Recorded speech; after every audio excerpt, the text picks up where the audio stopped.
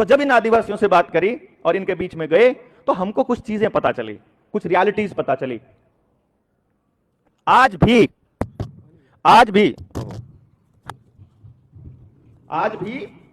वापी जिले में, गुजरात के वापी जिले में जाइए आप, वहां आदिवासी कबीला है। एसी केसरी सिंह भारत सरकार के नाम से एक इलाका है जहां के आदिवासी अपने एरिया के बाहर एक बड़ा बोर्ड लगा के टांगते हैं, हम भारत सरकार हैं। और उन्होंने इसके ऊपर 1969 में अपना डिक्लेरेशन दिया था यूनाइटेड नेशंस को, कॉमनवेल्थ को, जो सारे जितने कॉमनवेल्थ के कंट्रीज हैं। इंदिरा गांधी उस टाइम पे प्राइम मिनिस्टर हुआ करती थी। और उसके बाद उसकी संतान मतलब अभी आज के टाइम पर भारत सरकार बनी। हमने कहा तुम भारत सरकार कैसे हो गए भाई? तुम अपने आप को भारत सरकार बोलते हो, तुमको कोई बोलता नहीं है। वो बोलेगा कैसे? डीसी तो जब मैं जाता हूं खड़ा होता है, क्योंकि तुम्हारे जाने से कहते नहीं, हमारे कबीले का कोई भी आदमी चला जाए डीसी को खड़ा होना पड़ता है, बिकॉज हम भारत सरकार हैं।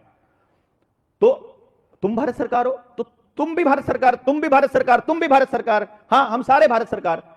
ऐसा कैसे? बोला देखो, वो लेते हैं तनख्वाह के बदले करते हैं काम। वो है नौकर को तनख्वाह जो देगा वो मालिक होगा। जिसकी सेवा के लिए उनको बिठाया गया है वही भारत सरकार होगी। भारत सरकार सेवार्थ, OIGS। तो तनख्वाह उसको पावर किसने दी? मैंने दी।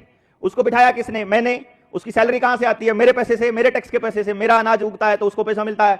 मैं उससे कुछ नहीं लेता हूं, मैं उसको देता हूं। और मैं इसलिए भारत सरकार का डिक्लेरेशन मैंने अपना किया। तो ये कौन कौन कर सकता है इस देश के अंदर?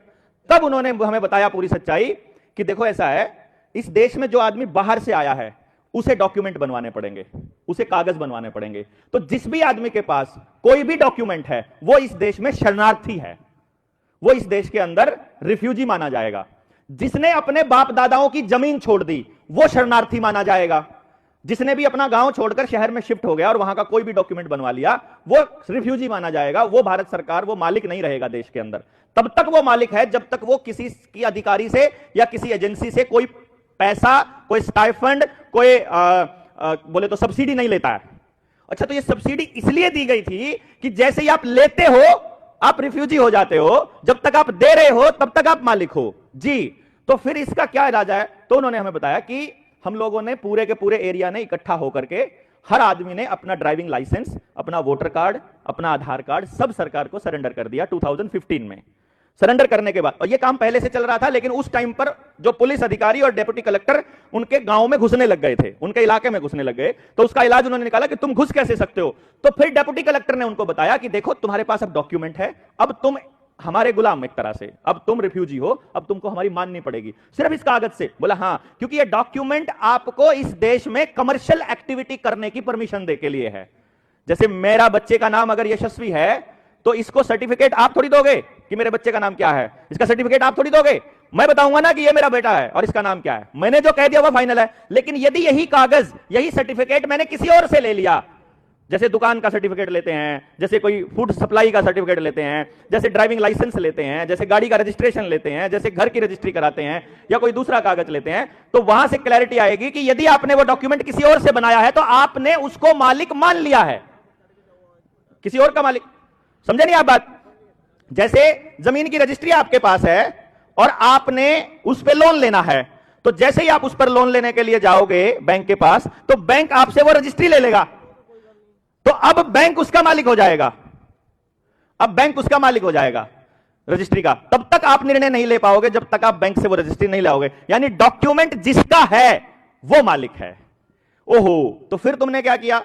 हमने क्या किया? हमने ऐलान किया कि इस तारीख को हम अपने सारे डॉक्यूमेंट सरेंडर करने वाले हैं। वो पूरा कबीला, पूरे गांव सरेंडर करने के लिए आ गए।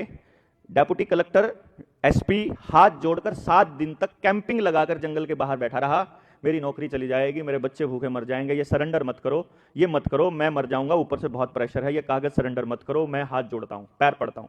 इतना प्रेशर डेप्यूटी कलेक्टर के ऊपर कि सरेंडर कर दिया तो गड़बड़ हो जाएगी, ये तो मालिक बन जाएंगे उसी टाइम। तो फिर उन्होंने इस शर्त पर अपने डॉक्यूमेंट्स को मास लेवल पर सरेंडर नहीं किया, एक एक करके सरेंडर किया कि हम एक एक करके चिट्ठी भेजेंगे, तुमको भेज देंगे और तुम्हारा कागज नहीं चाहिए। वो मास लेवल पे उन्होंने मूवमेंट चलाया। जब उस टाइम पे वो इसलिए मना कर गया कि वहां एसपी ने और डीसी ने बोल दिया कि ठीक है, हम मानते हैं कि तुम भारत सरकार हो, हम मानते हैं कि तुम मालिक हो, तुम्हें अपनी गाड़ी पर ना तो रजिस्ट्रेशन प्लेट लगाने की जरूरत है, तुम्हें ड्राइविंग लाइसेंस बनाने की जरूरत नहीं है, तुम्हें कोई पुलिस वाला रोकेगा नहीं, जैसे ही तुम्हें कोई रोकता है तुम सिर्फ बता देना कि हम कुटुंब परिवार एसी केसरी परिवार से हैं और हम भारत सरकार हैं, आपको कोई नहीं छेड़ेगा। तो आज भी इस वक्त अभी अपनी 1 तारीख हो गई ना, 1 दिसंबर 2024 में भी वो लोग भारत सरकार का लेबल लगा के बैठे हैं।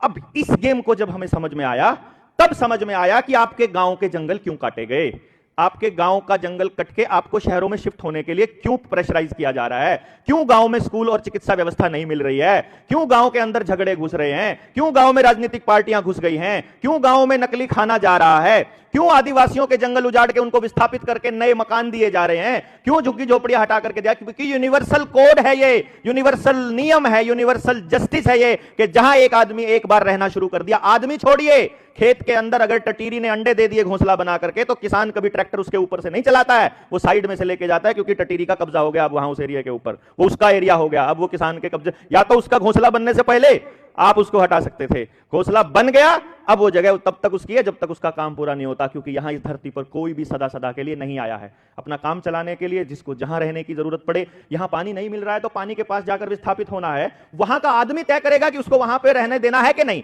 जैसे हम आकर बुलाते थे, हम तो बसाते थे अपने गांव में, तो कभी कभी अपने गांव में व्यवस्था नहीं बन रही है तो कोई दूसरे गांव में जाके बस जाता था।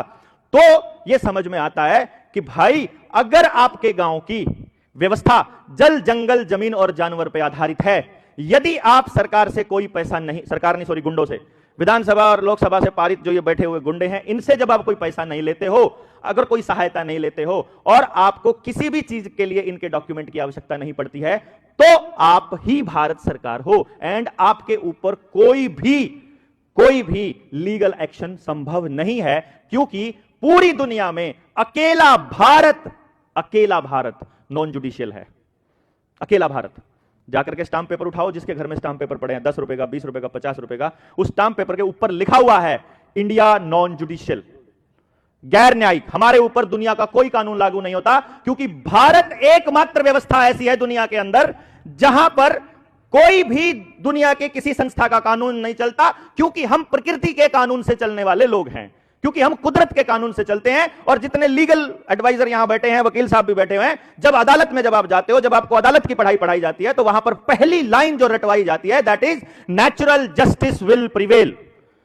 जो प्राकृतिक न्याय है वो सबसे ऊपर रहेगा, और प्राकृतिक न्याय तब तक है जब तक आप प्रकृति की हानि नहीं करते हो, जब तक आप प्रकृति के नियमों को मानकर चलते हो। आपने प्रकृति का नियम तोड़ा, आप कमर्शियल हो जाओगे, आप कमर्शियल होते ही आप न्यायिक हो जाओगे, न्यायिक होते ही आपकी गर्दन उनके हाथों में हो जाएगी।